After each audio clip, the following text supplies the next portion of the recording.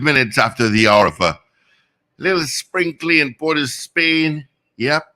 It's 5 minutes after 6 o'clock on this, the 23rd day of January 2024. Thank you so much for joining us on the Power Breakfast Show on Power 102 Digital. Of course, on the show this morning, Paul Richards, just in with our news brief. Richard is on some R&R. He may join us. Wendell is off today. Of course, we've got Ruben and Shane. My name is Steve Khan. Let's get straight into the meat of the matter, see what's happening on the highways and on the byways. We've got an accident, westbound. That's right, westbound, Churchill Roosevelt Highway, just after Barataria. Yep, just after Barataria. And if you decide to exit to the Barataria ramp, you're going to get some traffic there. All right, so traffic is beginning to build.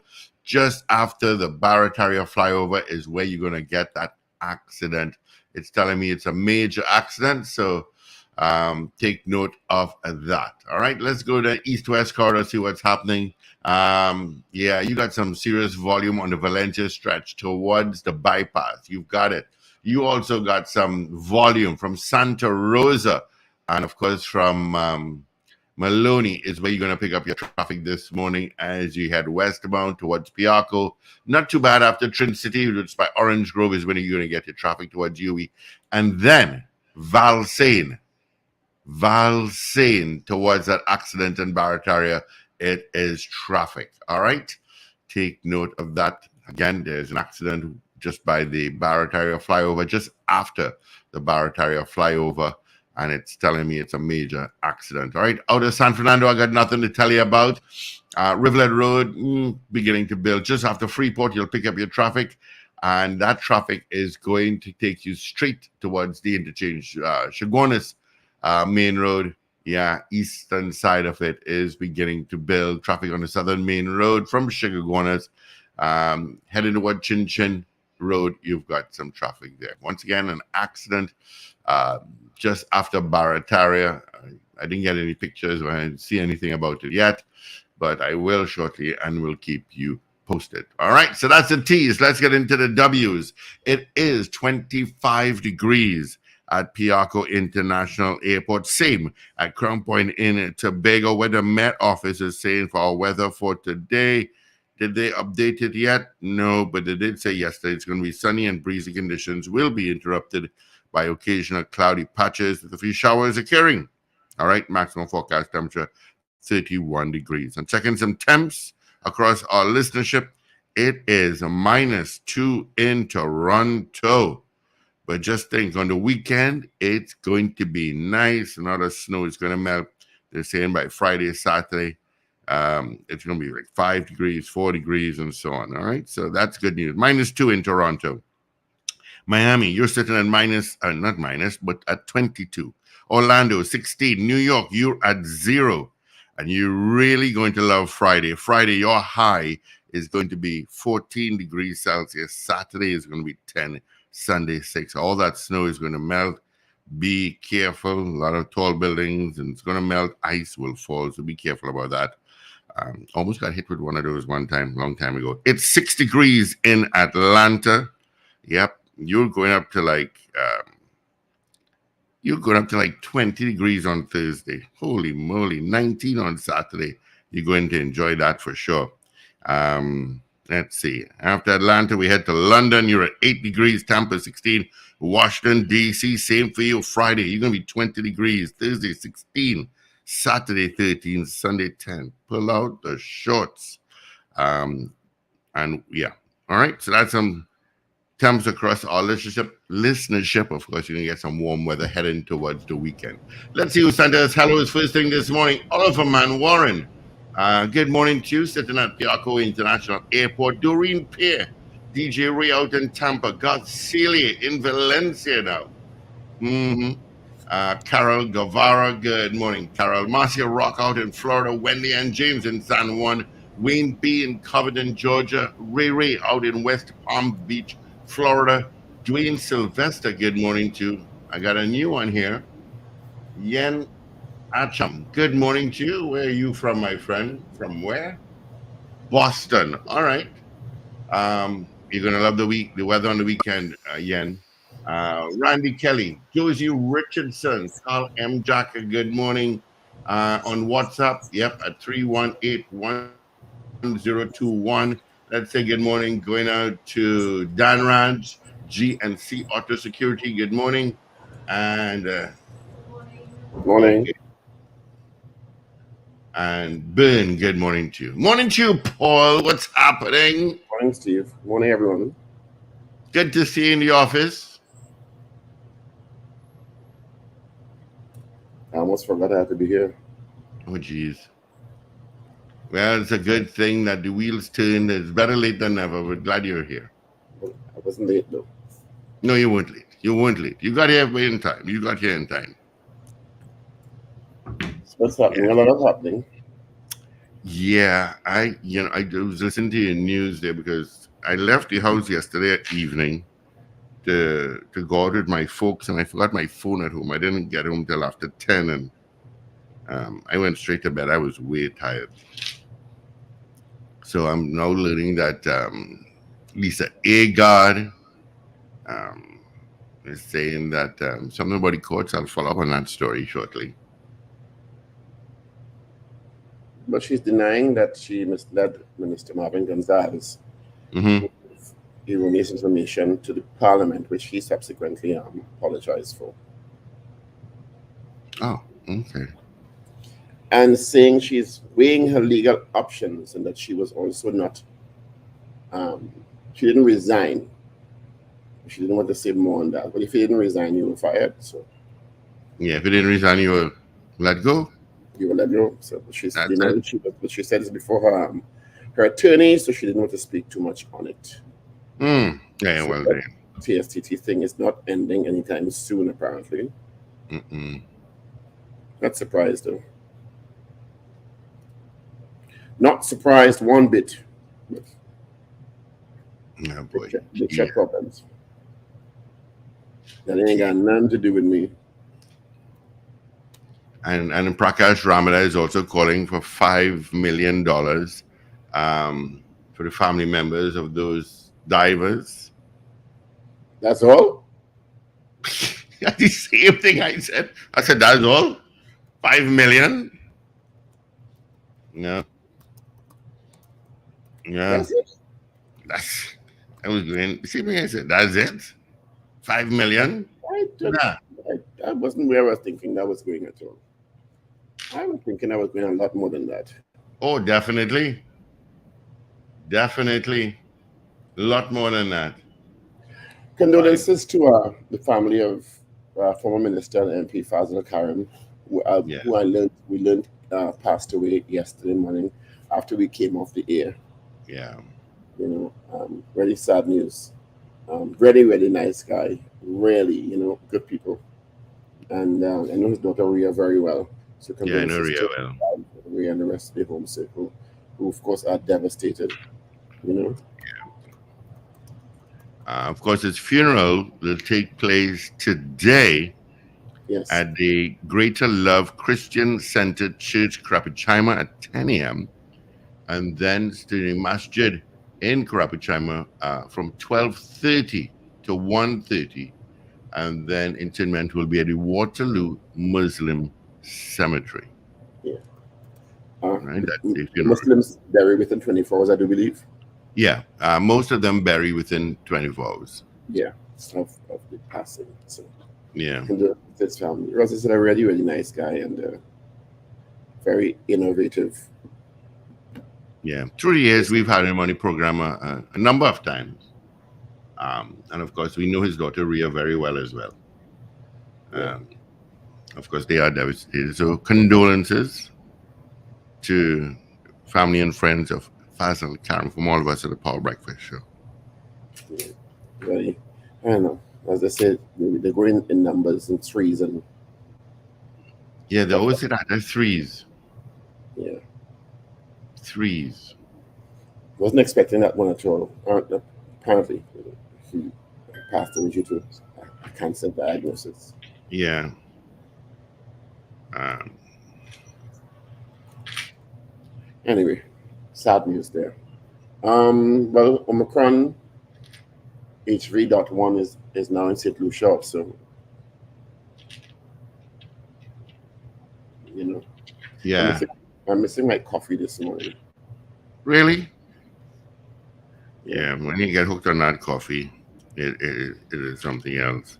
None of the stats coming out yesterday is that the average person in Trinidad and Tobago spends a significant amount of time in traffic. In 1 year, you spend about a month in traffic. What, really? Yeah, let me send it for you. Did you get that from? I'll tell you now. Eclac Caribbean. A month Mm-hmm. traffic every year? Mm-hmm. I mean, I'm not shocked to hear that, but Mm-hmm. that's very disturbing. Mm-hmm. Much lost hours in productivity that is, and frustration for human beings. Exactly. A month out of a year? Nah, man. Yeah. Wow. Morning, Patos. Thank you. Why are you blaming Patos, though? No, Patos is a buddy of mine. He also, as I mentioned it, he sent it to me. Okay. A Yeah. month? A month. That's when you don't have mass transit. Yeah, we need that mass transit. We need something to move the population nicely and timely because We have a form of mass, well, two forms of mass transit, but one is not very effective, and that's the waste of time. I always call it waste of time PTSD. they don't work on a public holiday. The buses are a mess. They're dirty on the outside. I don't know about the inside. I just find that a joke. TSC is a joke. I mean, PTSD is a joke. Yeah, yeah. That's really a joke. City Gate looks horrible, and thousands of people pass through that daily. Yeah, 110 minutes per day, 16 hours per week, 64 hours a month, 793 hours per year, which is equivalent to 33 days a year. I don't know how you all do that. I really don't. Well, they have to. Got to go to work. But people have to go to work, that's right. I mean, I'm watching traffic straight from Maloney, straight to that accident in Barataria. A little reprieve by Curep, that's it. I know people have missed flights because of traffic. Of course. You leave Port of Spain, let's say coming from Diego Martin, and you're having to catch a flight in Piarco. And there's one little accident, or like me that has spent from. You don't need an accident to have traffic going to the airport. Well, I'm not going to say that. I've spent 2.5 hours from Movie Town to Ryson Road to the lighthouse already. 2.5 hours. And what caused it? Nothing. Nothing. And this is where the traffic police really need to come out during rush hour. Traffic police cannot save that, Steve. How traffic police save it? There's just too many cars on the road. Traffic police and that's it. There are too many cars in the road. You can put 100 traffic police on the road, it won't fix it. We need an effective mass transit. Maybe that should be our poll. Should the government look into the government has looked into it. You know. Remember, the only mass transit we could think of is rapid rail. Everything else off the table, apparently. No. Yeah, but I think there are other ways they could make PTSD more efficient, or I'm not saying not more efficient, make PST efficient. Not more, yes. I can't say more because they're not efficient right now. I can't add more to that equation. I don't know. It's quite unfortunate that at this stage, 62 years, and we can't have a decent mass transit system. Yeah. A lot of time spent in traffic. That data point is very disturbing because I mean, come on, much productivity and gas and all that is costing us. Mm-hmm. Mm-hmm. and frustration and lost time with family and lost quality of life.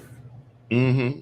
What about a couple of weeks ago when they had that the road caved in on the Solomon Hutchai Highway, and people took 4 hours and more from Grand Bazaar to No, San but I Fernando? just on that day.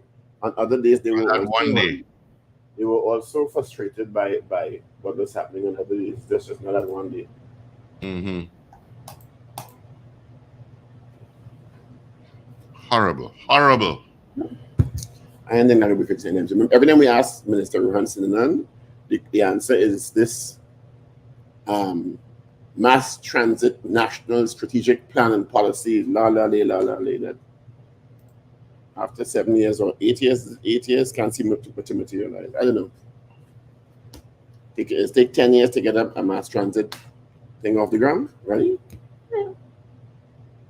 Okay. Unbelievable. A month, I don't know how you all do it. I really don't. I really know how to do it. I don't know how to do it. I went to When you went south. Badger Pandey's funeral, Mm-hmm. and that day I was just looking at the traffic because I was heading, thank God, against the traffic heading south. Mm-hmm. But it was ridiculous. Mm-hmm. All Vancouver, bumper to bumper traffic heading Mm-hmm. into Spain, or heading north, I should say. I don't know, they're all heading north. So, I don't know. And that traffic is like that right now. Yeah. And I went to south again. When did I go to south again? On um, last week, Thursday afternoon. Mm-hmm. And I left Port of Spain at 3 o'clock. The event was 5 o'clock, yeah, by the way. Oh, you left And too late. then I spent like about 40 minutes in traffic between just after Grand Bazaar all the way to past Ragoobarsingh to buy Brentwood there. I thought it flowed smoothly. But I mean, before that, it was like, oh my God, this is what Port of Spain is going on every day too. Yeah. And what about people in San Fernando? What about people in South Trinidad coming from Davie? They have to leave home before 6. I'm just guessing. I really That don't is a know. destructive. That is a Past 5. destructive life pattern. I'm sorry. And Yeah. But let's look at it. Let's say they're leaving. They're coming from Princestown. They're working Port of Spain and environs.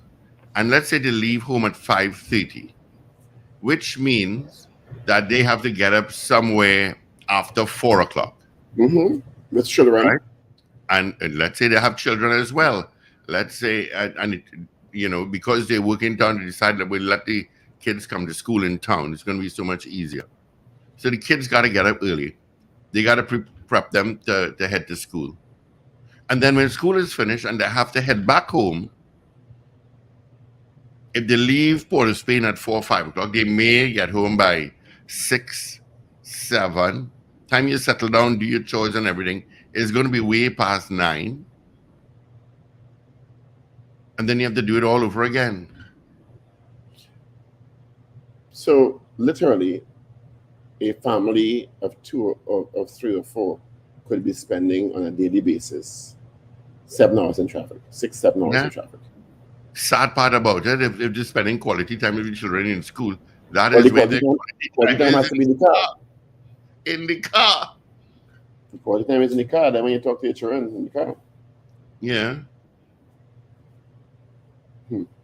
And we've all seen it. I mean, we come to work early, but I've seen school children walking, coming out of City Gate, knowing fully well that their school is going to start at around 7:30, 8 o'clock. What about those coming from Grandy? Further than that, Yep. it's, I don't know. We need to do something, and you keep hearing talk. Yes, they're widening the Solomon Hutchai Highway, but that's just one. In an afternoon, you're heading home. You're going to pick up your traffic from Valsing, Curab heading east, As I said last week, the young lady came San Juan and to go to Boom Burnout, and she said it makes no sense. It's going to take me 45 minutes to get there. And I'm sure she was being kind with the time. No. On a regular day, it takes nothing more than 10 minutes. I am sure, and we've said this for years that if they decide to build the interchanges going down to Arima, like say Macoya, they're going to go to Piaco, Trinidad City, all the way up Omera. I'm sure if they decide to do all at the same time, people won't mind. Let's say a year of this of stress. I don't tell me they don't have money, because they just write off 205 million from Cal. They did? Yes. 205 million. Actually, I'll do that now. Well, and they want to pay certain people $1 million to endorse the carnival freight. Just saying.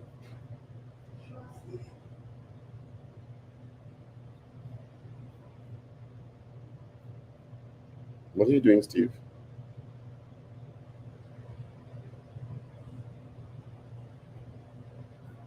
I have no idea what Steve is doing here. Yeah, I'm now talking to the security. She was saying that Paul came in and he did not clock him. And she's making a formal complaint that you have not timed in to the building. You just walked straight in. That's what she said. That's what she said. Okay. No, I'm just joking. Take it to the boss. Yeah. Hold on. Let me take it to the boss. I was gonna say something and distracted me there for a second. I was talking about the interchange. I'm sure people wouldn't mind that.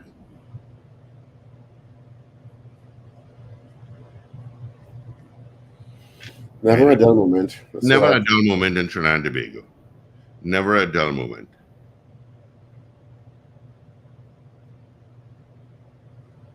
All right. What else is making the news this morning? A lot of people went to the pan crawl. I'm getting a lot of pictures that people went to Exodus Pan Yard. And I understand they're sounding very well. It's sounding very nice. So good going Exodus out in St. John's Road, Tunapuna, or borderline Tunapuna, St. Augustine.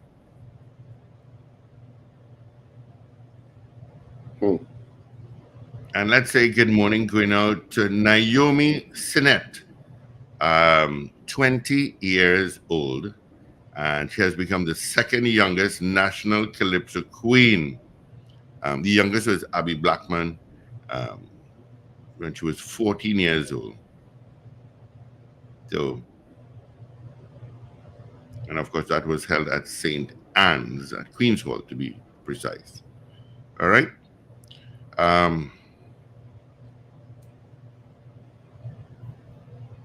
We didn't congratulate Terry Lyons. She also copped the title recently, the Calypso Queen of the Caribbean. Woo! Calypso Queen of the Caribbean. Terry, let me tell you, I remember a long time ago. I went out for dinner and Terry Lyons was performing, not a jump and waver, but just performing. That young lady has some serious pipes. Some serious pipes. That young lady could sing. I told her that. I told her you could really sing. Yeah, you jump and wine is one, but singing a song is a difference. And oh yeah, she could do it. All right, 29 minutes after the hour of 6 o'clock. Good morning, Jaron. Let's see. Somebody is telling me. Debbie is saying she deserved her win. Diction was all right. It was great. She deserved it. All right. I'll try and pull it up on. I'm sure I'll be able to pull it up sometime after I get off the air. But kudos to you, Terry Lyons. Well done. All right. 30 minutes after 6 o'clock. Let's open up our lines. 222-8255. Toll free. North Americans 866-525-1099. Of course, you send me a WhatsApp at 318-1021. I'm still looking for anything on that accident by Baratari. I haven't gotten anything yet. A lot of conversation yesterday also on the report from the Commission of Inquiry into Paria and the recommendations. Oh Lord. Okay. And so I'm surprised that you said that Prakash Ramada is calling for $5 million for each of the families. Let me send it for you. I'm just surprised that it's that low. That low. Yeah. It's like that can't take care of nobody for 20 years. Yeah. But I guess it maybe depends on precedent in terms of what kind of award people get. But we shall see. Yeah. 5 million, no. If I had my phone yesterday, I would have called them. I'm sure something would have popped up. I'm being told that incident by Barataria is not a car accident. It makes it worse. It is someone apparently, I'm still waiting to confirm, someone that got knocked down. All right. So if you're stuck in traffic there, it's going to take a longer time. Yeah, because then the DMO has to come and blah, blah, blah. Yeah. That Joint Select Committee yesterday was quite interesting. The what committee, sorry? Joint Select Committee examining TSCT's handling of the ransomware attack in October of last year. And of course, the statements now attributed to the present CEO, Kent Weston, that implied that the former CEO, Lisa Agard, may have misled the Public Utilities Minister. And Ms. Agard, in interviews at several media houses last night, indicated that she did not mislead the minister. She identified a timeline and said she is examining her legal options. Now, I don't know how that's going to work, because I know usually statements that are made in Parliament, including those at JSCs, are covered by parliamentary privilege.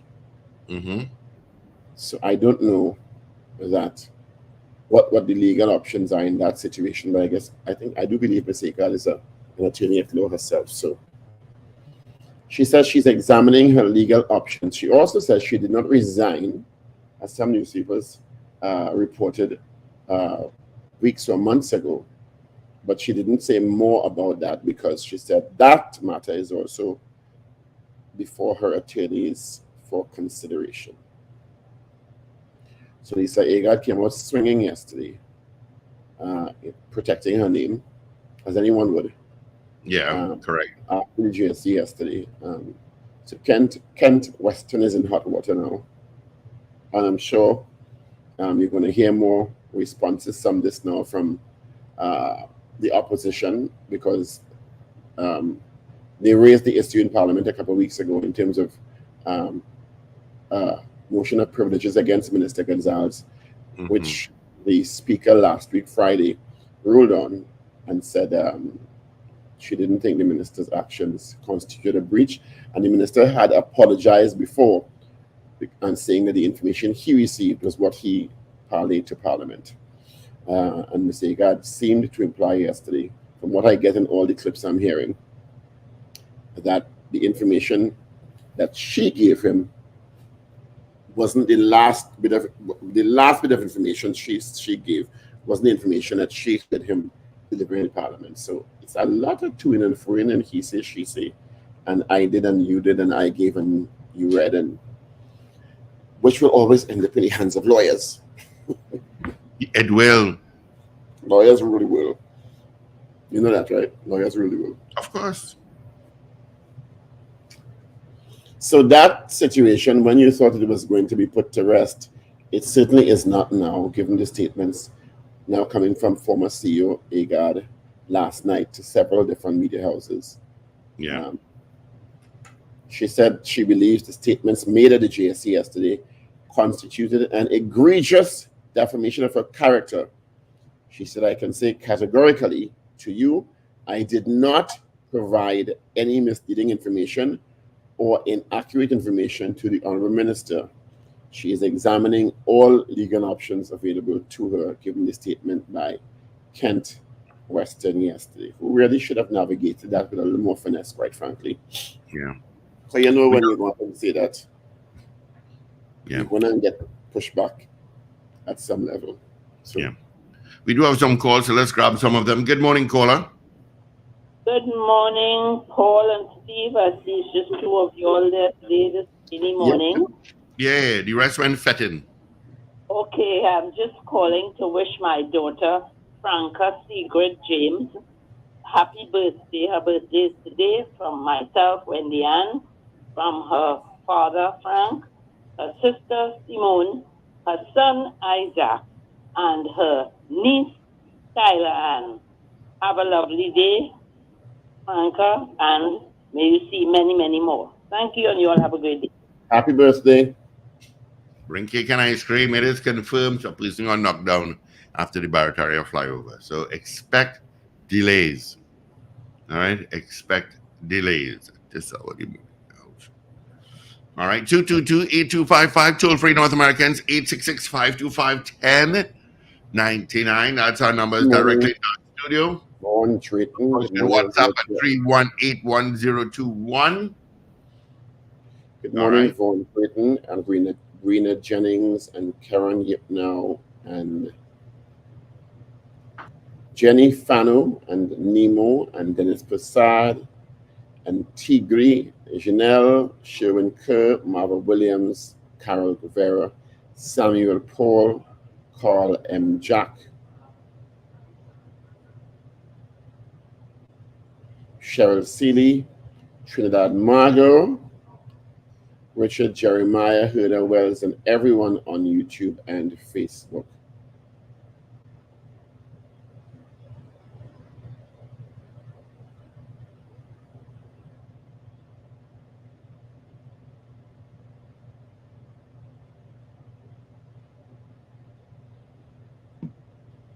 So good morning to you all.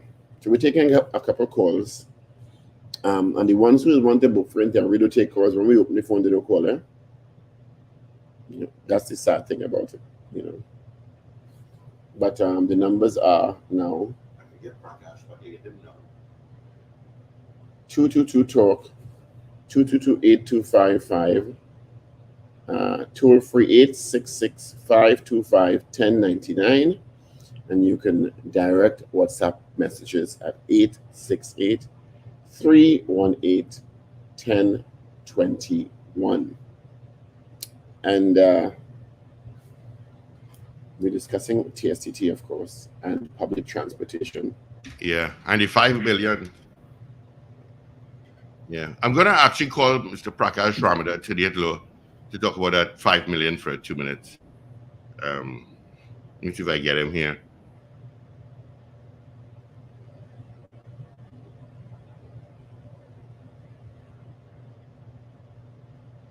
All right, so I do have him on the line. Good morning to you, Mr. Prakash Ramada. How you doing this Tuesday morning? Hi, good morning.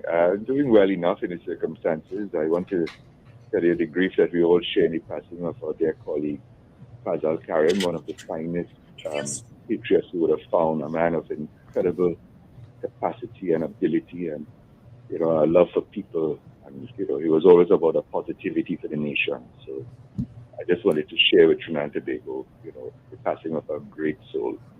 So thank you for that opportunity. Yeah, he was. We've known him. He's been on this show so many times that we've known him well, and we know his daughter as well. Oh, all right. Fantastic people. Yeah, God bless. definitely. Yeah. All right. So Paul and myself were chatting this morning, and we were saying 5 million. What? That little bit? But before we go there, let's just get good morning, Prakash Ramada. Thank you for joining us. Yeah, sorry, just Paul and myself on today. Your response to the report from the Commission of Inquiry, your initial response. Tell us how you feel about what's contained. I'm sure you have had a chance to peruse it so far. Yes. Let me just say that it was refreshing to see the level of detail that the Commission went into and the recommendations that they had made in terms of the issue that is gravitating a lot of the attention in relation to the laying of corporate manslaughter. I think it's necessary to send a message to the wider community of companies who take a less stringent approach to the safety and security of their employees. As we have seen many times, you know, it's as if our people are dispensable and disposable. So it is important that message has been sent. In relation to Paria, however, it being a state-run company, at the most, if there's a conviction, if the DPP should choose to lay a charge, it will be a fine, and it's paid by state resources to state resources. So I took the view of the possibility of the DPP causing an investigation and for personal criminal charge to be laid against some of those who took the authority and responsibility, prevented a rescue that led ultimately, and without any doubt, led to the death of people. They were alive and they could have been saved, and they were not. Now, the issue of personal responsibility is one thing. Corporate manslaughter on the books is against the company, and the recommendations are quite pointed. The report didn't pull punches in saying that there was a lot of concern about sensitivity or insensitivity to the families. Also, the fact that there was not even a plan formulated to try to save the men. How damning you think this is in terms of potential admissible evidence if the DPP decides to file a case, or potentially in a civil case? With all honesty, I think there's a very strong case that could be made in that there was a positive duty of care. And the issue of the plan, absolutely there was no plan. And in fact, by those who took the responsibility and authority to prevent action. And there were plans available to them. There were men who turned up their very highest quality and capacity and said that we can do this. These are persons who had not known any of these gentlemen before. They're heroes amongst us. And they came, and there was every bit of equipment required to at least make an effort to save these men. And they were prevented by the order and instructions of Paria, with the assistance of the Coast Guard, who acted, I imagine, on the belief that they were duty bound to take instructions. That leaves a big question mark.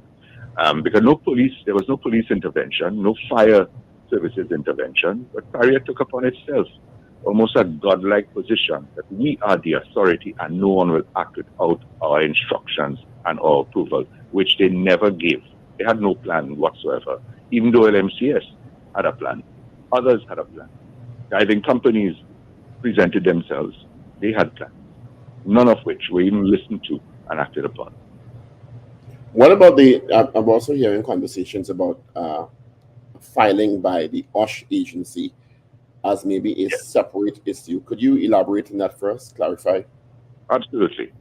OSH is required under law to investigate accidents in industrial, and in particular industrial accidents. And there's a concern that there's a 2-year time frame within which they ought to lay charges.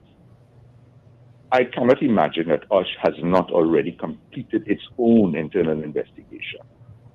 I could imagine, however, that they may not have taken any step out of deference to the Commission and awaited its report. Now that the report is public, there is nothing preventing OSH to lay its charges within the time frame.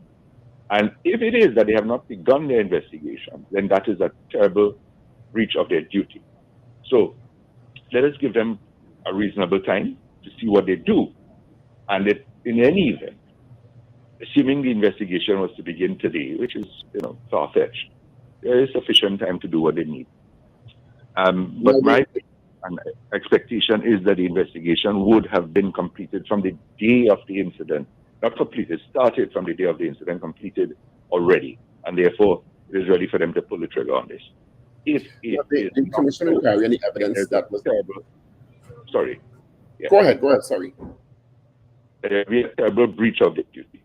That is all I wish to say in relation to OSH at this point in time. The Commission of Inquiry took evidence, I'm using the word in quotations, from, scores of stakeholders, scores of persons at Paria, Christopher Boudram testified, but it was a quasi court. How much of that evidence is going to be admissible in an actual court? Should it go to trial?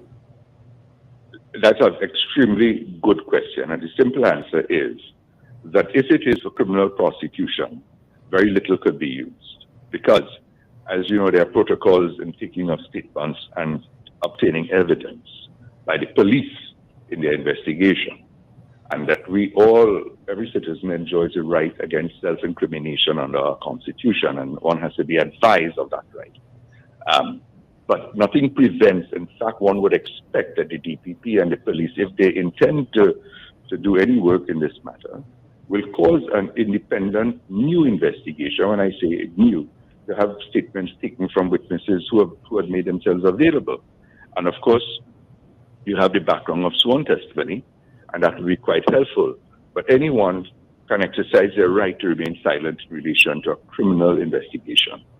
But that doesn't prevent, of course, the use of every other bit of evidence that is available to witnesses who are willing to give statements to the police. So I do not see that as a major hurdle. But with that said, and your explanation that the information now that has been gleaned from all those witnesses by the Commission of Inquiry, duly constituted and led by King's Counsel Jerome Lynch, may not be admissible as actual evidence. How does that impact the recommendations to proffer corporate manslaughter charges? It seems that that statement by yourself undermines the recommendations themselves, because the evidence that was taken cannot be admissible in a court because of the conditions under which they were taken. Well, there'll be much argument for and against what I've just said. What I will say is I've put forward a possibility and a likelihood, as I know it from my experience, that an investigation requires certain protocols, and that the police know what that is, and they could obtain fresh evidence, fresh statements from witnesses who are already given evidence. So it is a very good foundation upon which to begin. I'm also saying that those who have an interest and are concerned and may take legal advice, they choose not to cooperate and to not give statements under caution. That does not prevent a prosecution from proceeding, because you could have in any normal case other witnesses and you use their evidence, and if the person who is a suspect refuses to give you a statement, you can deal with the case moving forward on the basis of other available evidence. So that's a daily issue that we deal with in the courts. That is not an insurmountable hurdle. And is the family considering a civil action against Paria? Yes, absolutely. In fact, we have already issued 2 pre-action protocol letters to Paria and LMCS. Paria has taken a view that they are not liable. And in the face now of the report, which is abundantly clear that they were in breach of duty, non-delegable duty of care, I can hardly see a state entity taking a position at this point in time when a commission of inquiry put forward by Her Excellency, now in the public domain in our parliament, for them to take a position to resist that. But if they wish to, well, we have no choice but to file action in the High Court. And that is why I made this suggestion, to avoid all the pain and agony of the families having to endure a trial that the state agency, somebody within the governance structure, should give an instruction if there's resistance to make an ex gratia payment without possibly even accepting liability to the families, as the chairman himself had said, to do the decent thing. There's no issue that the men died. There's no issue what the cause of death was. The issue now is what can we do? There's no real justice in this, but at least let us look after the families so that they could, not have to worry about the basic things of groceries and transport and education for children. It is really almost obscene for us to be in a position today. Not a single cent has been given to the families. And the irony of which is the Commission of Inquiry, which was useful. We've seen the level of money spent, but not a single cent to the families, who really should be the object and subject of our attention now. Interesting. Thank you so much, Prakash Ahmed. I appreciate your time and your responses. Good morning.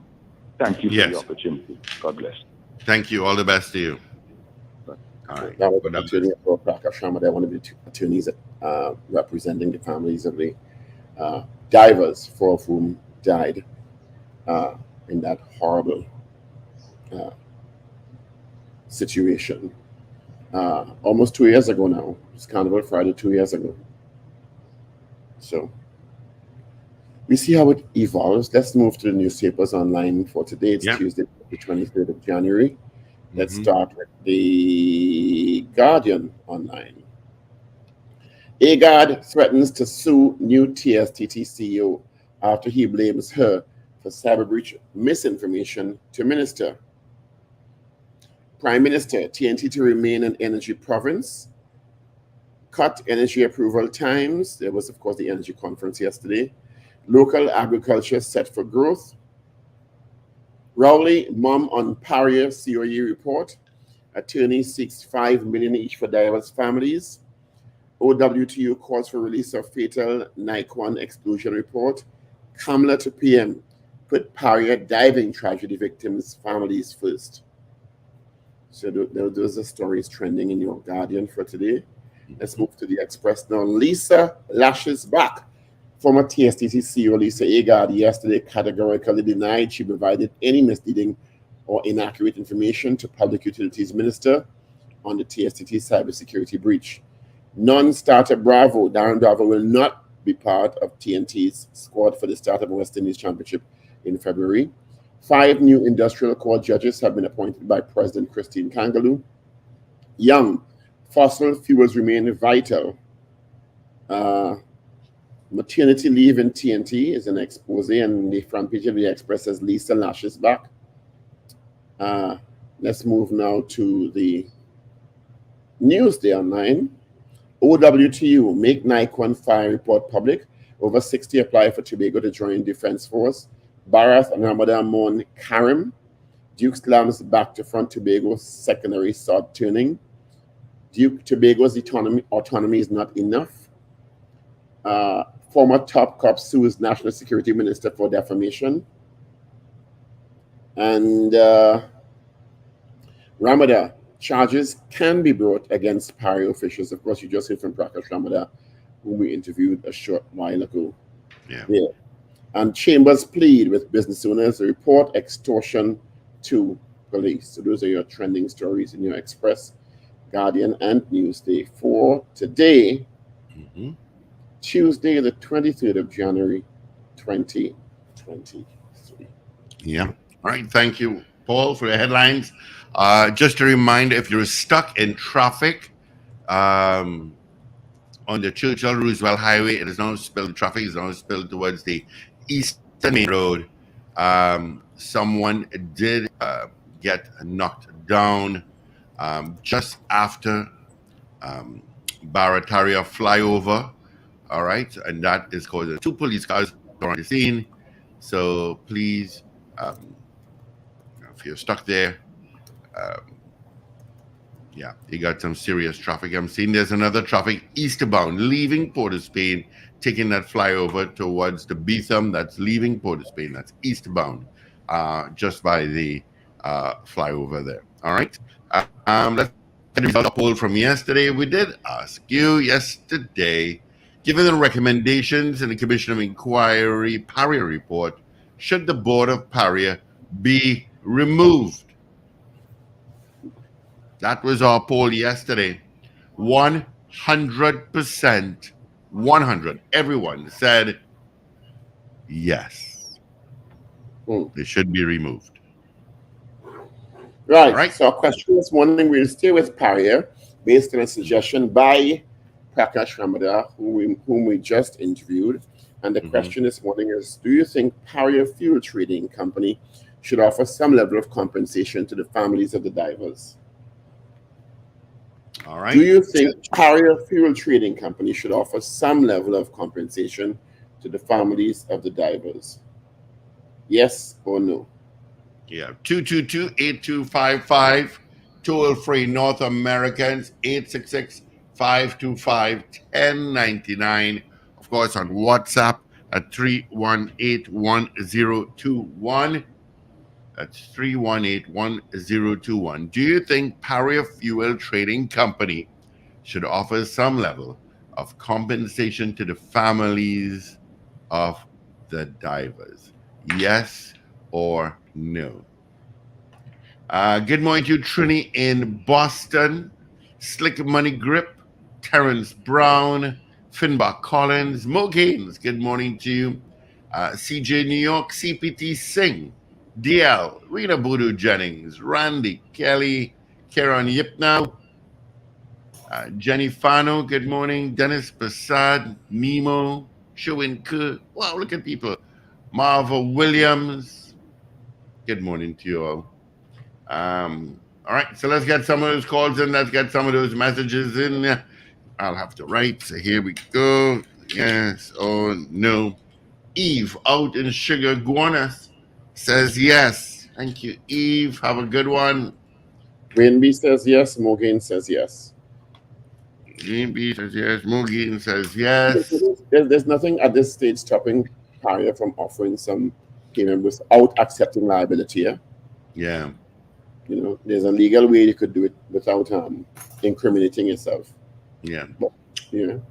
Cheryl Johnson says yes. CJ New York says yes. Trinity in Boston says yes. Julia S. Batiste, good morning, Julia. Yes. Sunny San Fernando says yes via WhatsApp. Cascade St. Anne says yes via WhatsApp. Thank you, guys. All right. Do you think Paria Fuel Trading Company should offer some level of compensation to the families of the divers? Yes or no? Mrs. R says yes. CPT saying voting twice doesn't mean you'll be recorded twice. You know? No, you won't. You have a little thing called short-term memory.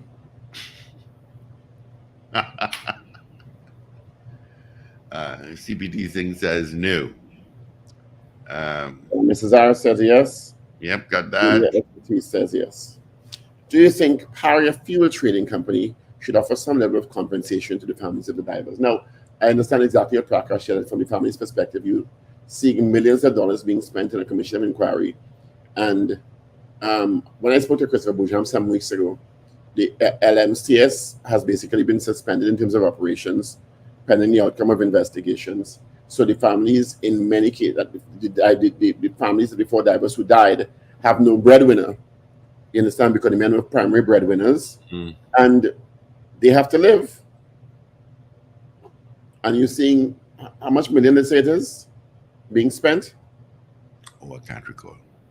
Yeah, and so it must be very distressing for them to see that and not feel a how, as we say in Trinidad and Tobago, you know.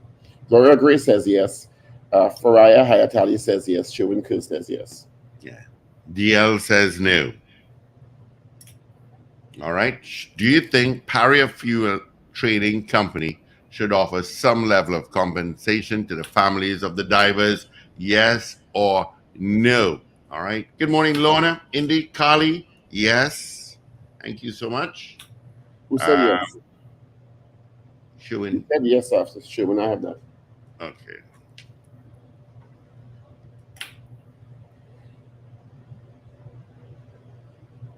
All right. Do you think Paria Fueling Trading Company should offer some level of compensation to the families of the divers? Yes or no? All right. You have a minute. And Mark Collins says no.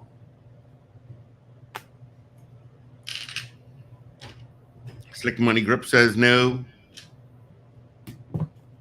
Karen now says yes. Keep them coming. Keep them keeping. Catherine Ann Llewellyn says yes. Yes. Trevor Arima says yes.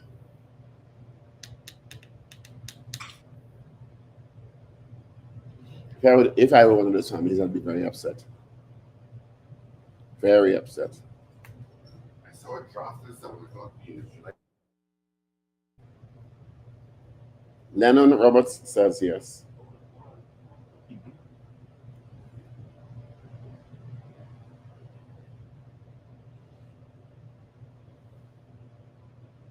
Should Power Fuel Trading Company offers some level of compensation to the families of the divers. I mean, this is $1 billion company. You offer $5 million each without accepting liability at the start. I mean, who knows? They might still go to court anyway, and you could subtract that from it, or if that's the legal procedure. I don't know. Yeah. Well, you can continue voting. We have news coming up next. Yep. So continue voting. It's going to stay up until tomorrow morning where we give you the final results. Let's get into our major news on this, the 23rd day of January. This is your news bulletin from Power 102 Digital. It's 7 o'clock in Trinidad and Tobago. This is major news to 7. First, the headlines. Former TSTT CEO Lisa Agard denies misleading Public Utilities Minister Marvin Gonzalez and is threatening legal action for statements made by TSTT's present CEO, Kent Weston, at a GSC yesterday. Government confident the country is still a good place for investors. Over $900,000 spent by TSTT to mitigate against cyber attacks on the company. Tributes continue to pour in for the passing of former government minister and MP Fazal Karim.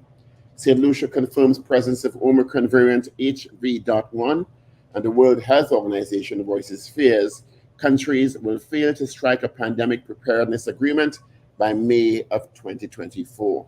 We have details coming up next.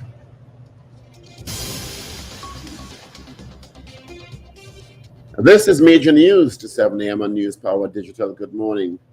Former telecommunications services of TNT CEO Lisa Agard is threatening legal action against her successor Kent Weston, who yesterday implied she may have misled Minister of Public Utilities Marvin Gonzalez on the data breach that hit the company in October of last year.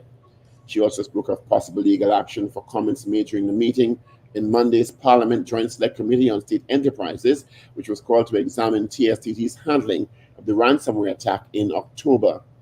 During the meeting, committee member and opposition Senator Wade Mark raised the issue of the failed motion to have Public Utilities Minister Marvin Gonzalez refer to the Privileges Committee for misleading the House.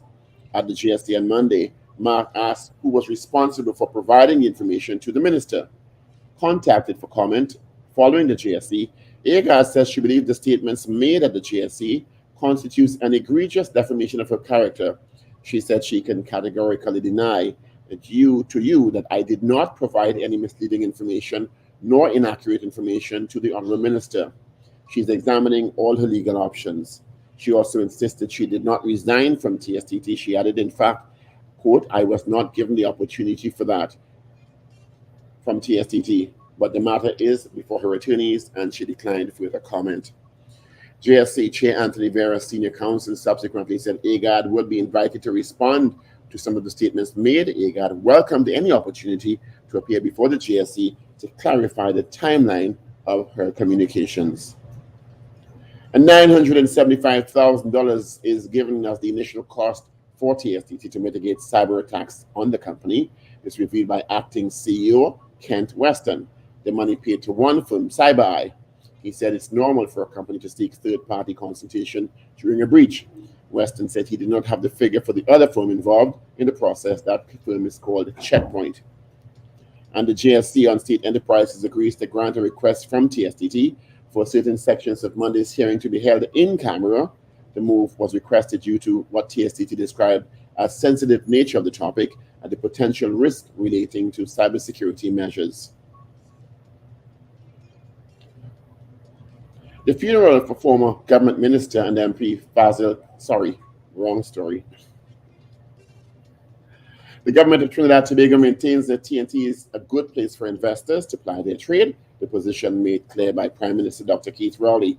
He made a comment while speaking at the Energy Town Hall segment on day one of the TNT Energy Conference 2024. Dr. Rowley cited several factors which impacts positively on investors who are interested in doing business locally. He said the country will do what is required to ensure that shareholders in the country get the best deals. The Prime Minister said the country can remain strong in the petrochemical industry, but admits there is serious competition. The story of Trinidad and Tobago, of who we are, stable, democratic, Western democracy with a history of having an honoring contract respecting the rule of law, having free and fair elections, allowing profits to be a part of our culture, and inviting investment where profit can be made, developing our country with our earnings. These are good selling points to respect the people who come to us as visitors, as investors, and we also would like them to respect us. You have your shareholders. I have my shareholders too. Prime Minister Dr. Keith Rowley speaking yesterday at the Energy Conference 2024. The funeral for the former government minister, the late Fazil Karim, will take place today at 1:30 p.m. at the Carapachama Masjid Hall. Burial then will be at the Waterloo Muslim Cemetery. Karim served as the Minister of Science and Tertiary Education in the People's Partnership Government. Leader of the opposition, Kamla Prasad Bissessa, wrote on Facebook, Karim will be remembered for the great strides he made in several critical spheres of national development, particularly in tertiary education. She said he was a well-loved, and Trinidad and Tobago is indeed poorer to have lost a patriotic son. MP for Mayor Rushton Parry said serving alongside Mr. Karim during the 11th Parliament was a privilege, and his role as Minister of Tertiary Science and Tertiary Education in the Prasad Bissessa-led administration showcased his unwavering commitment to advancing education in the country. An educator, an innovator, and one driven to make a difference in the national landscape and committed to progressing society. This is how Member of Parliament for Point-a-Pierre David Lee described former Minister Fazil Karim. MP Lee reflected on the interaction he had with Karim, who was Minister of Tertiary Education and Skills Training, when he, Lee, served as chairman of MIC, the Institute of Technology. Speaking with News Power Now yesterday, Lee recalled Karim's passion for venture, which would have empowered people through the concept of innovation. He worked from cutting cane to flying plane. When he launched the UCT Aviation Institute in Camden, we coined the term from cutting cane to flying plane. He also recalled key projects which had serious impacts on national development. And he also, Fazal was an innovator. He also launched for the first time in our country at the NESC in St. Madeleine, the Drilling Academy, where a rig for the first time was being used for training our young men and women in our energy sector. So Faz, as my dear friend, I'll always remember him from many firsts. He served as also the General Secretary of our party, the UNC. At this point in time, I would say my thoughts and prayers go out to his wife, Mrs. Judy Karim, his children, Rhonda, Rion.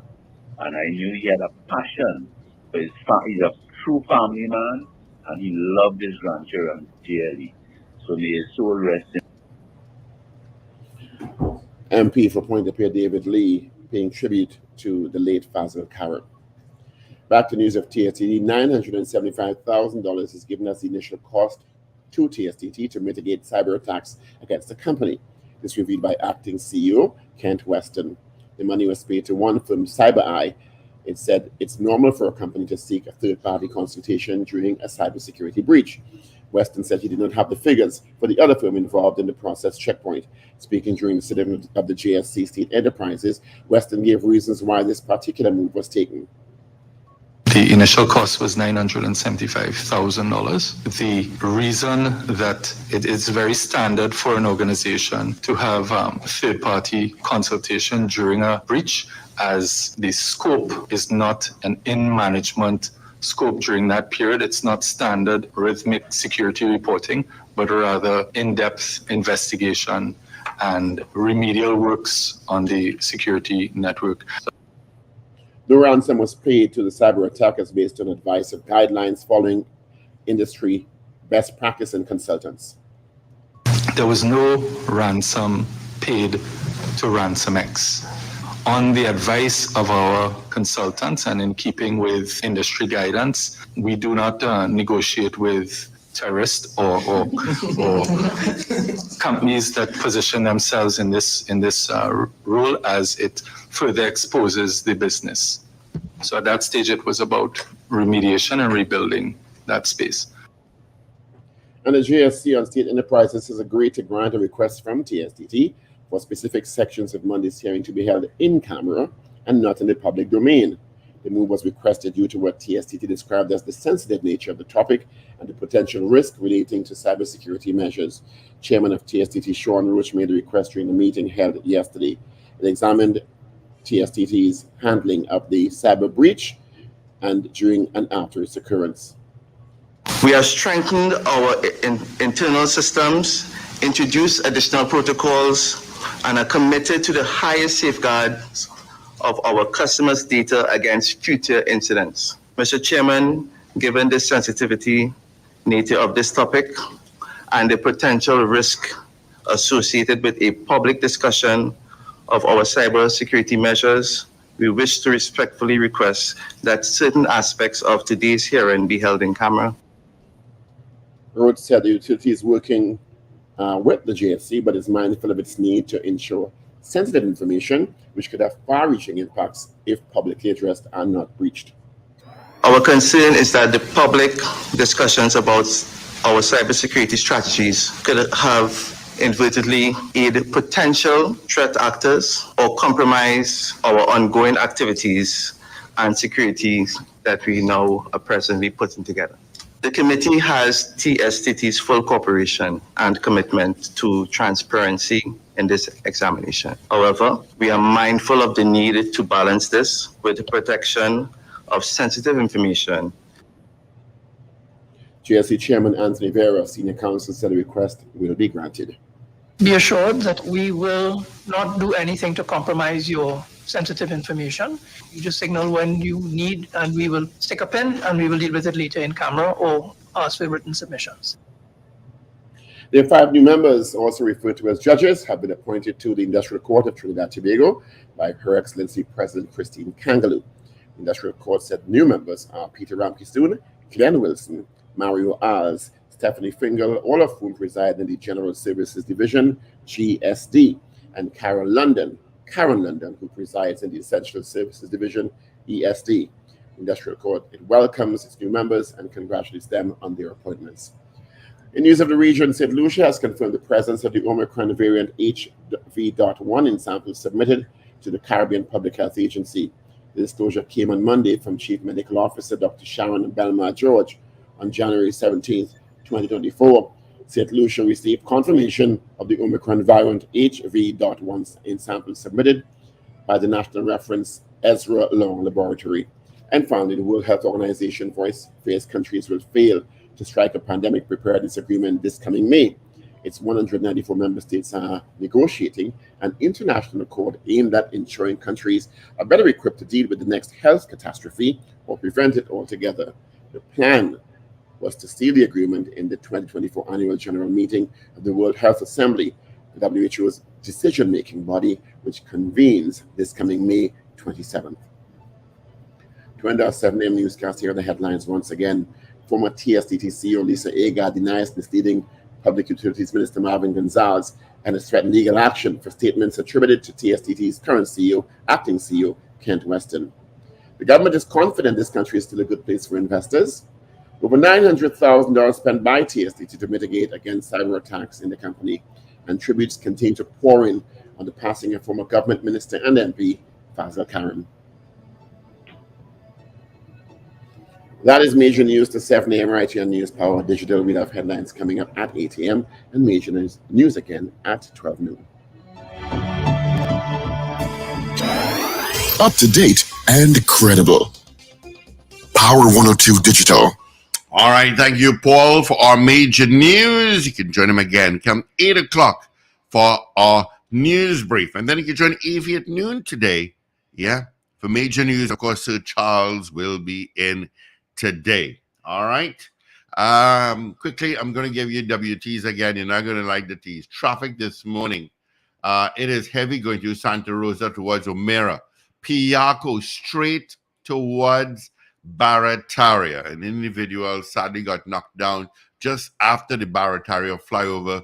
Of course, emergency crews are on the scene.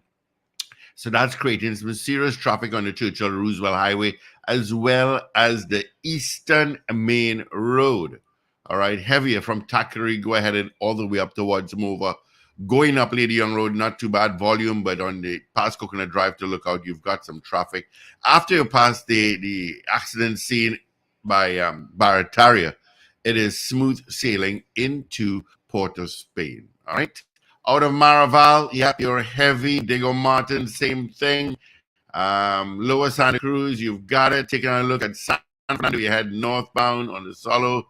San Fernando, your heavy spot this morning is really the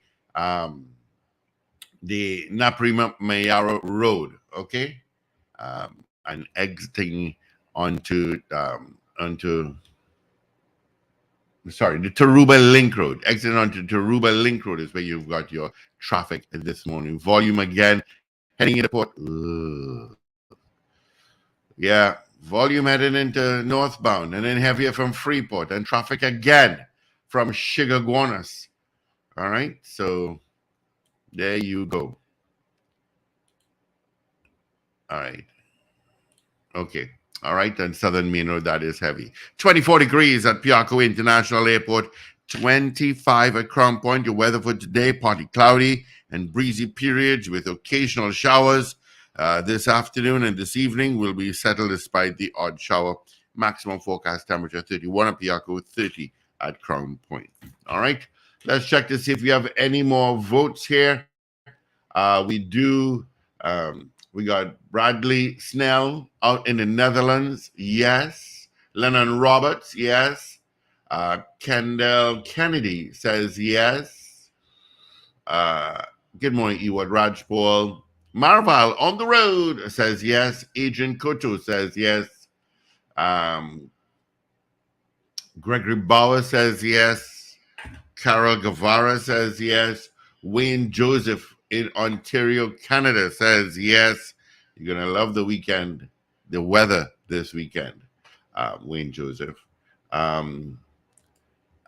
Sexy San Fernando says yes. Baby girl. Good morning, baby girl. Yes to the poll. All right. So that's all the votes that I have so far. Of course, this morning we asked you, do you think Paria Fuel Trading Company should offer some level of compensation to the families of the divers? All right. Of course, our poll will stay up until tomorrow morning. We'll give you final results. But as it stands now, we've got 30 votes saying yes, 5 saying no. You have a lot more than me. I had 27 votes in all. Yeah, we had some votes coming through here. Esther Adams just came in as well. Yeah. Yes, as I said before, I mean, I don't know what the legal implications are, but I guess an attorney may argue because you agree to pay. It's an admission of liability, but they could state that by this payment we do not admit any liability on statement, and it's just a matter of compassion for the families as a caring corporate entity, or blah blah blah, something like that. So, no, Karen, I don't believe Parliament will debate the Commission of Inquiry findings, but I'm sure someone will bring a motion. Josie Richard Snow says yes. So, morning, Josie. To vote on the poll all through tonight into tomorrow, and we will give you the final results tomorrow. Yeah, that's on our mobile app, which you should have by now, or website at power102fm.com. Say again, Paul? I need to go make a cup of coffee, so I don't know what you're going to do. Oh, I'll take calls. Wonderful. I have calls. There he goes. Switch his mic off. Switch his best thing he ever did is switch his camera off. 222-8255. Toll free North Americans. 866-525-1099. I'm looking for a co-host. Good morning. Hey, morning. Morning, Mr. P. What's going on? Richard Ragoobarsingh, Steve Khan. Paul Richard, morning. Morning. Where you see Richard? Yeah, there he's somewhere there. He's somewhere. Probably sleeping. Whatever. I have a good thing to do. Yeah, he does when he get home at 4 o'clock in the morning. I listened to the debate with three people, Miss Igad, Mr. Ramadan, and the traffic situation. And you believe that we spend a month a year in traffic?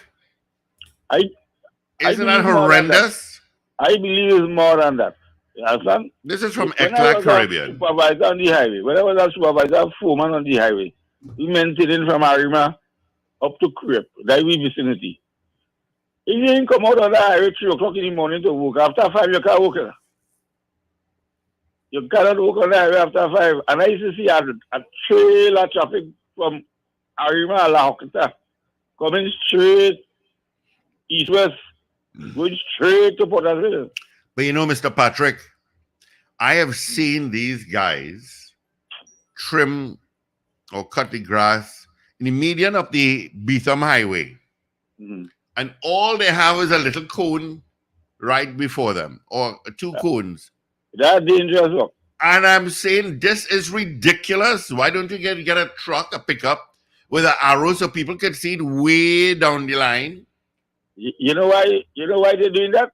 The government said they don't have no money for that, brother. They just write off 205 million. You see, that's another discussion by itself, because some of them workers enjoying some very good perks. You understand? So I don't know how they write enough money and people just wasting money. Yes, Ms. Agard now, when they're having this level of conversation, they don't have any recording where people record what they say to people. Because if they are recording and the lady make a statement, they'll record it, and no one make a statement, they'll record it, because apparently it doesn't look like big people lying to one another. Is that what it's looking like? Nice? No. The workers who drown, who get killed, right? The divers. The divers. Do they have insurance, right, to cover the job when it was working? They have no insurance for that? I would hope that they'd have. Premiums would be high. And where OSHA was in all this, on the both sides, the company have divers, they're supposed to have an OSHA act governing them fellas when they're going to work. And they're supposed to have that too, to hire the people who come in to work for them. So I am surprised and I am shocked. I ain't hear nobody talk about OSHA. You understand what I'm saying? Mm-hmm. Nobody talking about that. That's an international body. The traffic jam. Our friend was here for Christmas, and he said in New York they raised the toll to $12 to enter Manhattan to help avoid traffic. He said they raised the toll from Jersey to Manhattan, enter the Manhattan Bridge to go Manhattan to $12. From what? It was about 8 before. I think something like that. It's the way they're raising that January month. Well, I am. If you have easy passes, be cheaper. Because he said if you're paying one off, it's be expensive. Because he said the reason why they do this, the raise toll and thing, is for maintenance and for development. What should that have to develop roads and to maintain roads? We pay road tax. How much road tax we don't pay by? We pay 10 cents per liter. And we pay, exactly, and we pay general taxes, which are partly to upgrade infrastructure and stuff, which is not done properly. So we pay taxes for that. Okay? Yeah, but if you are going on now, American system never have the federal government doing the work. We have private contractors doing work there, and they're inflating the cost. No, the difference is in America, they have consequences. Here, there are none. Yeah? So why they don't develop the government system and put stringent regulation and things to do the people work? Because all these private contractors do this, you're robbing the government. Yeah, I don't know that. But you know about that, all right? You wouldn't say that, right? Well, that's one. But right? Additionally, Mr. Patrick, look at the quality of work.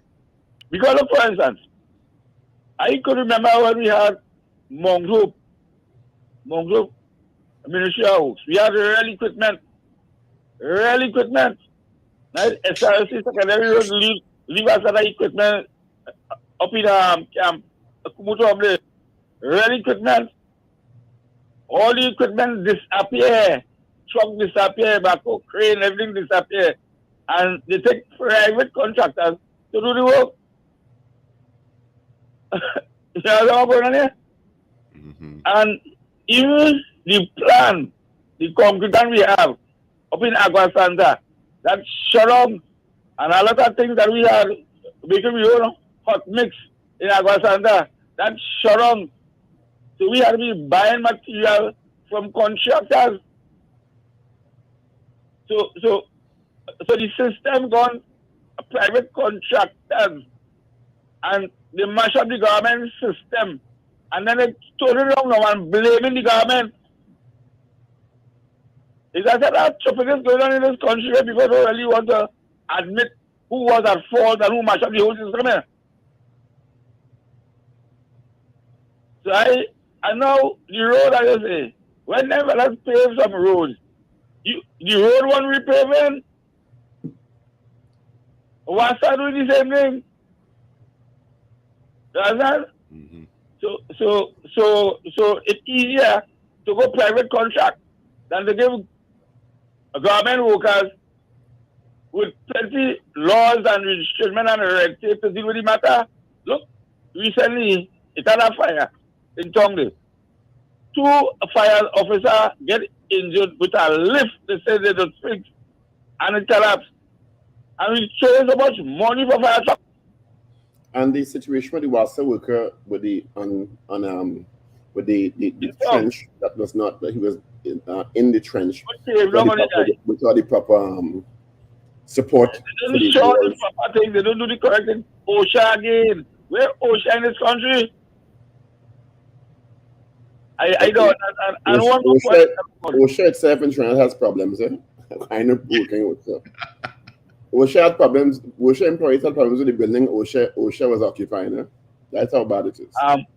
One point again I want to say, Jago. I read on the papers where they raise Starbucks raise all the prices and things and drinks and things and different things, and nobody protesting for that.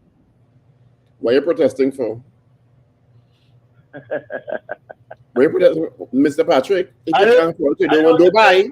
You had to protest for that? They say the reason why they raise it is because the minimum wage is essential service, so you have to get Starbucks. Oh, you have to get Starbucks. And they say the reason why they raise it is because the minimum wage went up by $3. But why are you protesting? You could protest by saying I don't want to buy Starbucks because you can't afford to buy, so what are you protesting for? All you gotta do is go rituals. The rituals will not raise too. All other reasons. Everything will not raise in Trinidad and Tobago. And I just want to say $3. That you had a protest and strike because you because Starbucks is entitled to raise the price if they want. They said $3. They raise minimum wage by $3. So the cost of Mr. Patrick, you watching this, Mr. Patrick? I hear. This cup of coffee I drink in here cost me the butler pay for it and some cream. So I must be paying about $2 a cup of coffee. You want to go to Starbucks and have a Starbucks cup in your hand? That's what I'm doing. A cup of coffee. Boy, you see me? I go there. I have a present. Have a good day. Thanks, Mr. Patrick. All the best. Good morning. This was free. I said it cost $2. Yeah. Good morning. Morning. Good morning. Hey, big guy. Hi. I don't know if Mr. Patrick was speaking about something called congestion pricing. I don't know if you heard about that. It went up from $8 to $12, he said. No, that's something different. That's the toll across the bridges. They have put into place tolls in Manhattan. Okay? It hasn't started as yet. From 60th Street, if you know Manhattan, to downtown by Wall Street. If you enter Manhattan in a car, it's $15. You already paid a toll on the bridge. When you come into Manhattan now, you have to pay $15. If you have a small truck, you pay $20. A bigger truck, $24. Now, the kicks here is they already put all the infrastructure in place, and now they're having public hearings to see who's for or who against it. It's known it's going to come to pass. So to enter Manhattan in a car from 60th Street go down is going to cost you $15. But the guy, in Europe, for example, in Paris, the closer to the center of Paris you go, the more money you pay to drive on the roads. That's why you have some muffled there. What's that? I said it's the same thing in Europe, in Paris in particular. The closer to the center of the city you get, the more money you pay to enter the city. Same congestion tax, they call it. Right. Well, that's it. So, So that's what they have now. So just to enter Manhattan alone. This has nothing to do with the bridges, eh? This has to do with Manhattan. $15 extra you gotta pay. So, you know, it's kind of ridiculous. So, but that's ridiculous. 15 US to enter Manhattan is ridiculous. Yeah. Huh? 15 US to drive into Manhattan is ridiculous. It is because like if you bring someone from Trinidad and you want to show them 42nd Street, you gotta pay $15 to get to 42nd Street. Okay? Yeah, not 42nd Street again to see. Huh? You're not just here for 42nd Street again.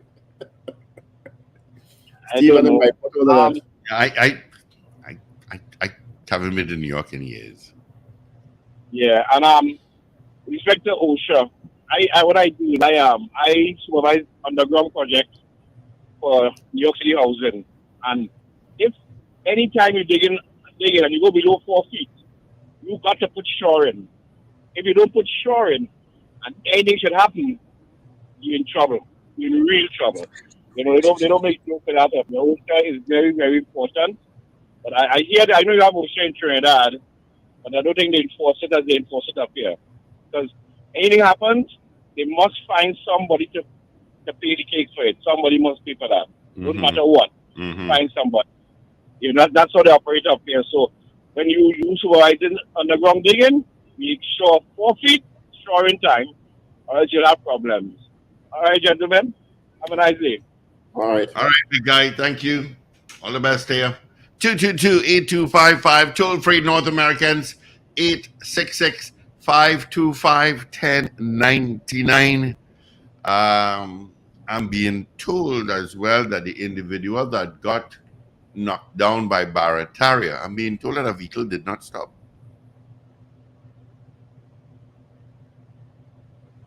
Could be a hit and run.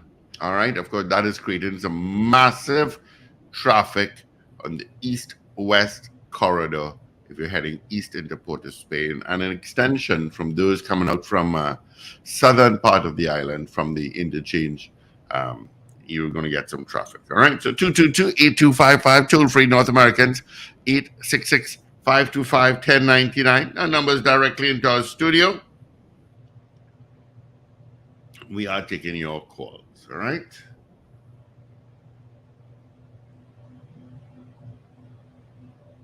Never a dull moment. Yeah, when you travel through Europe, in Berlin, in Frankfurt, in Paris, what are the cities I know? I don't think it happens in Barcelona. In the UK, the more you drive into the city center, the higher the tolls you pay. And that's to force people into mass transit more, but then they have decent mass transit systems. As opposed to Trinidad and Tobago. Good morning. Kirby, come and show them. We have nice people. Just so you can. We have nice people who can hear and know what you see. Where? But she better looking than you. Good. That's good. Yeah. Okay. Hi, Steve. Morning to everybody. Who works in Boom. Jersey morning. Yeah. The closer into the closer, watch Karen, you get thirsty one time. Karen, behave yourself. The center you get, the more you pay to avoid congestion. But as I said, they have proper mass transit system. So you can't be charging people to, one, and to drive on bad road, and two, to use ineffective public transportation systems if you don't have your stuff together. You understand? People have to drive because we have poor public transport in Trinidad and Tobago. And then you're driving on bad road all over the place. You know? So and we do pay a road tax, 10 cents on every liter we pay. And it's been like that for years. And now that property tax is kicking in, the regional corporations are collecting the money in the constituencies to fix your roads and all them things. So let's see how that goes. So you're paying the 10 cents in the fuel, you're paying taxes generally on your income, and now you're paying property tax. You're supposed to be getting proper services. That is part of why you pay taxes, so the state can provide proper services. And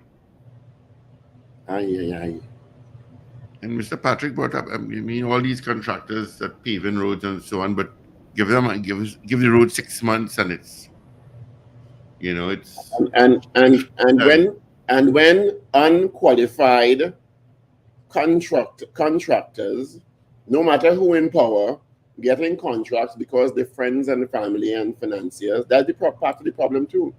They're doing poor work, shoddy work. I know people from construction company overnight and getting big contract here. Yeah. I'm gonna sip my coffee here. Yeah, remember the Minister of Works, I don't know what did they call it across there, gave a contract to a contractor from Trinidad and called him into his office and say, hey, this is substandard work. We will not tolerate this here. It's not that simple. Yeah. I'm being told that two, thank you so much, Debbie, 2 sets of 3 car smash-ups on the highway as well. But I'm not seeing that. I know there was one by the roadside. Be a lot of traffic accidents today. Yeah. Let me see if I can find out more about that. I'm not getting those reports at all.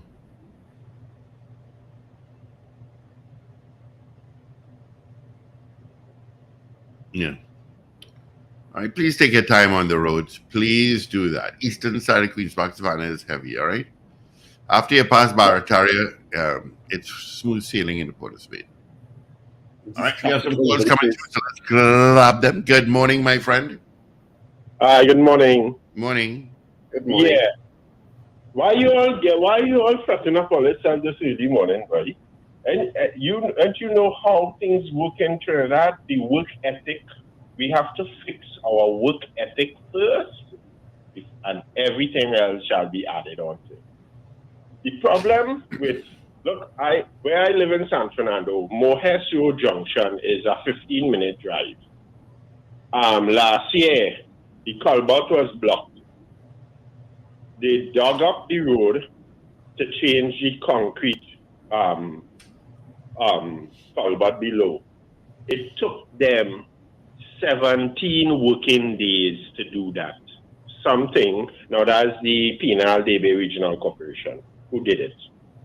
Had they hired a subcontractor, that is at one day they get up, in the night you put down the culvert, and the next day you cast it, then you put the gravel, and then you put the asphalt.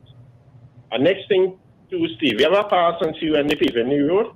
It's 2 inches of asphalt they put on the road. And that is it. It's just taking the old asphalt off and putting new asphalt. That is all. If you Google the Autobahn in Germany, they pave that every 20 years. Yeah. They put down 24 inches of asphalt on that road. So we just playing games. I watched when I was in Florida for 3 months, over a decade ago. I watched them. They built a road from start to finish. I saw it. The amount of work that went into that, including concrete and steel and so on. I'm sure that road's going to last decades. Here, it's great. You put some pitch over it. The manhole there, we're going to leave the manhole. So it's a big drop in the road. They don't raise the manhole. They leave it there. We just cut around the asphalt. Big hole. Well, the thing that Ms. Sampson was talking about on the wharf in San Fernando, the project that they started, they are like 90% finished. One of the people who was squatting on the land, so he squatted on the land and he built an ice factory, right? He was paid off to move also with other set of squatters there. Mm-hmm. This is after the Sea Scouts, right? So this is after the Sea Scouts if you are heading east. They paid them to move. That is since Carolyn C. Prasad Beecham time. That is how long. the people, everybody except this ice factory. And the guy now took them to, what I heard is that he took them to court, so the project is now a standstill. So now nothing is being done. And since that happened, the squatters that moved come back. So when it's done, they might have to pay them again to move. I don't understand it.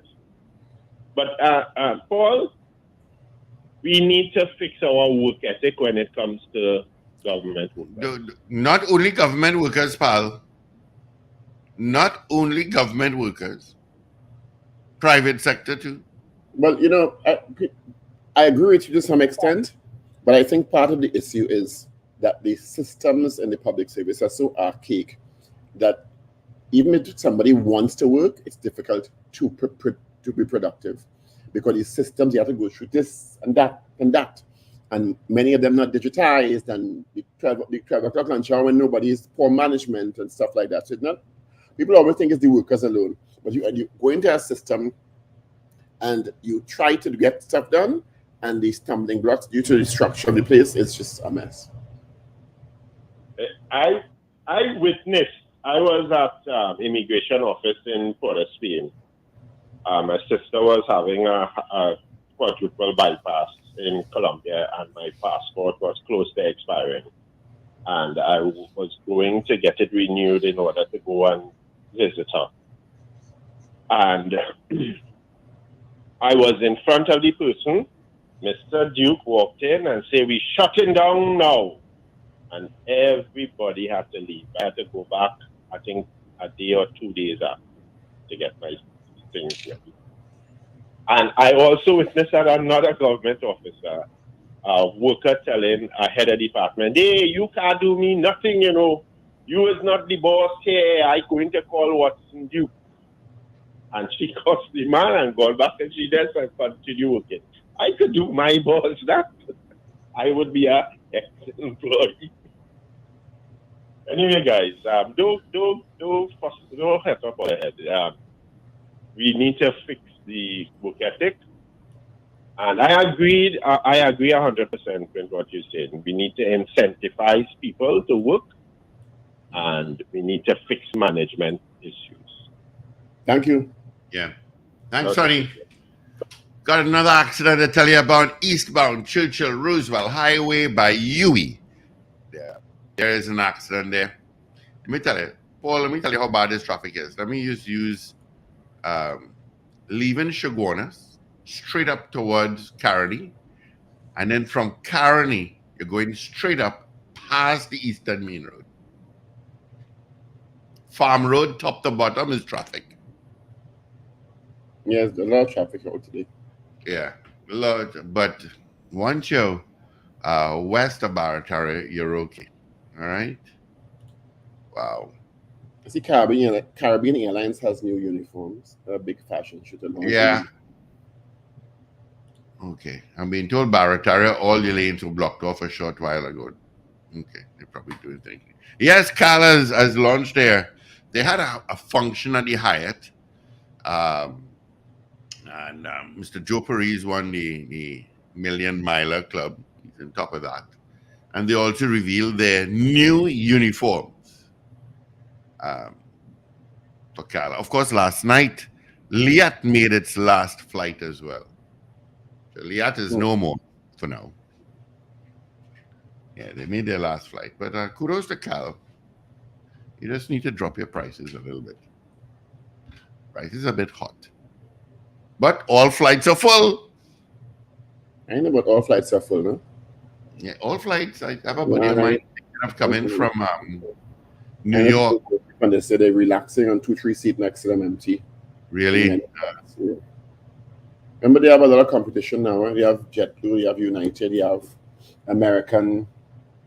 You could shop. Carnival coming in all hot.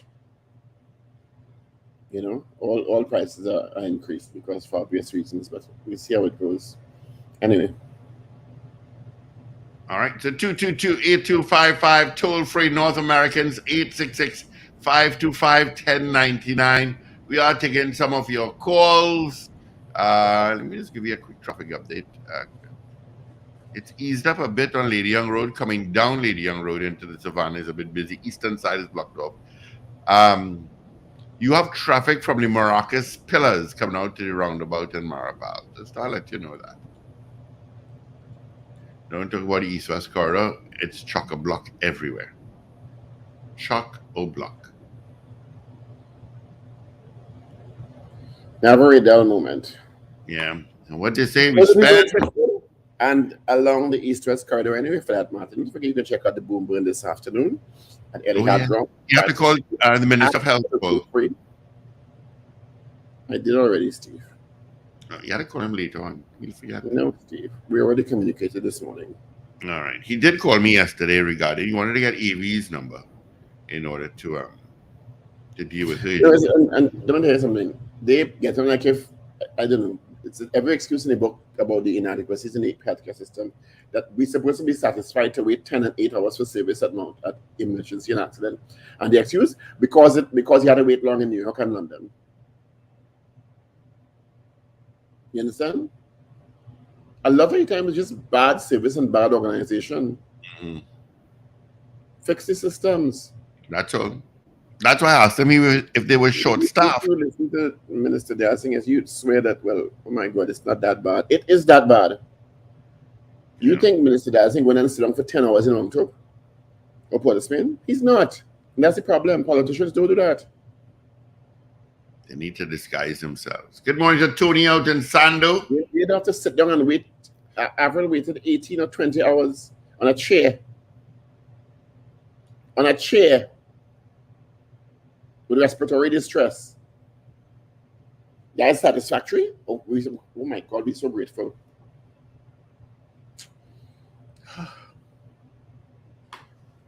Good morning. Good morning. Yeah, hello, God. Again, good morning. I hear the raise about the health system. You know, I just interact with a lot of nurses. And the nurses in Trinidad and Tobago under duress, they're under hostage behavior. How you could have a ward with only one nurse? Mr. Minister of Health, where is short? I hear Mr. Short again. You have a nurse working 4 nights round the clock because they short staff badly in this country. And some of the nurses graduated from USC, University of the West Indies and Costa. Where the nurses are going? And they're not hiring them. And they're not hiring them. They're on contract. And the good ones get offers in New York and London and go and make a lot of money and do very well. Mm-hmm. You know, man, nurses I know right now, as only talking about traffic. The one nurses I know right now have real family issues. Why? They don't be home. Like they're living on the people hospital. Mr. Patrick, are you okay? Huh? Are you okay? I am very much okay. I ain't one of that yet, but I can deal with my business. Yeah, I know that you are married to a nurse, and you may not be sick. I'm telling you, the woman challenge. I want people in Trinidad and Tobago to thank the nurses and them who stay on the job, you know. They sacrifice their family for that too. Especially during COVID. After COVID, like it gets worse. It have people migrate, it have people retire, it have people dead. And they're not employing nobody. You have to be working pool and around the clock. So the health system in Trinidad and all, and another thing, because of the private hospitals again, like they decided to cripple the health system. So I really don't know what's going on in this country yet. Like you got and that issue that was raised yesterday, is it Richard raised it or some caller raised it when the minister responded relating to doctors working in both the public and private healthcare system. Last week I hosted a JSC outreach in San Fernando, and one of the issues raised was by one of the people who attended was that she went to the public healthcare system The doctor there told her they don't have the equipment in the public health system and referred her to his private practice. And me the same doctor there. But he said, come and see me in my private practice. I mean, me the same doctor there. I mean, how could that be right? But politics are going on for years in Trinidad and Tobago, and they try to deal with it. You come out when they try to deal with that, and the doctors hold the government ransom. These are things people have forgotten in this country. They do, you know, so Mr. the government, Patrick. huh? They do. So you want to, right? The government decided to hire foreign doctors. No doctor should be allowed to work in the public healthcare sector and have a private practice. That is my opinion.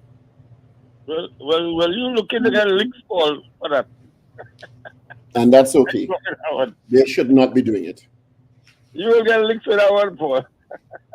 Because in that case, they have no incentive to make the public healthcare system efficient and work, because they will lose money in the private healthcare system.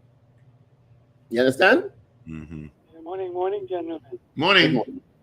I'm a patient at the hospital. You need to speak up a little bit for me, caller. Yeah, morning. I'm a patient at the hospital, but I'm outpatient now. You're an outpatient, right? Yeah, but I concur with Mr. Patrick, everything that he says.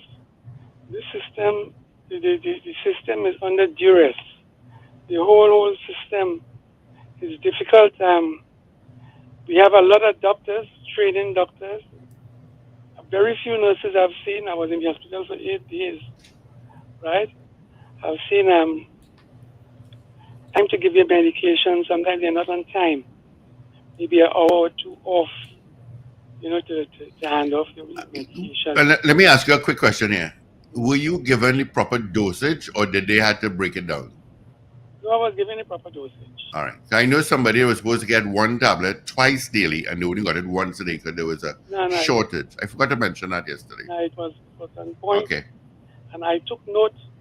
I wrote everything. I was conscious enough to write everything, how all my doses came, when they were on time, when they were off, right? But the system is ridiculously fatigued, and it's difficult. Really, I don't know how people making out. It's really bad, terrible bad. Which hospital you were in? I was in San Fernando General. Okay. I was in San Fernando General. I am doing an article. I hope to finish it. I've been doing that since November. So I want to do a proper article on the stress in the health system and what the doctors and the nurses going through. Right. It's really not easy. And I am patient for blood. Myself, my daughter donated blood. When I go to get the blood, they say they can't find the blood. Wow. Yeah. Did they find your file? Because that's the next thing, They have the file, but they say they can't find it. They can't locate the blood, right? And it's 6 weeks now. I can't get the blood. Wow. And someone donated blood on your behalf. Yeah, my son and my daughter. And they can't find the blood, the record of the blood. Yeah, they can't find the record of the blood. So that's... Well, get better, my friend. Be back to 100%. Wish you health and prosperity. Thank you very much. All righty. I just have to shake my head. Vehicle run off the road southbound after Indian Trail. Please take note. Jeez. Yeah, I don't know what's going on the roads today. I know we had a little sprinkle. If you're leaving San Fernando, you've got traffic all the way up the road. And then volume. It'll ease up a little bit and then some volume. What is I'm seeing here? All right. But you see, a next thing too. What is this here? No, another accident popped up. Oh, no. Especially during rush hour. There must be some sort of system to expedite the clearance of whatever it is. hopefully it is all cleared up now. So that's like over 2 hours now, so hopefully it'll clear up. All right, we have 5 minutes again before the hour of 8 o'clock. Sir Charles will be in. All right, just reminding you of to vote on a poll. Y'all have a wonderful day. Do you think the Paria fuel trading company should offer some level of compensation to the families of the divers? That's our poll. It's going to stay up until tomorrow. You have a wonderful day. Be safe. You roads are crazy this morning. Yeah, the roads are a bit. It's I haven't been outside, so I don't know what it's looking like. So please take your time on the roads. Thank you, Paul. We'll chat in a little bit. Bye. Be safe. Guy Small. Well, I might as well wait till I read 8 o'clock news anyway. Yeah, you have to do that.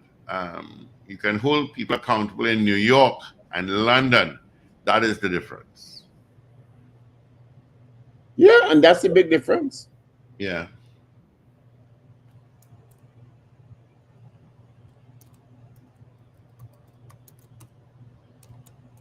Yeah. Good morning to Dexter Ragunanan, text Terrence Brown, Beauty Culture. Terrence Brown is saying, okay. All right. Thank you so much. Of course, Evie will be back, I'm sure, before noon. So, folks, if you're heading to work and you realize you're going to be late, just let your boss know that there's an accident. There's nothing you can do. You just sit down there. Again, ECLA Caribbean has come out with a study of Trinidad and Tobago traffic. The average person in Trinidad and Tobago spends a significant time in traffic delays. Average is 110 minutes a day, 16 hours a week, 64 hours a month, 793 hours per year, which is equivalent to 33 days. That's a year.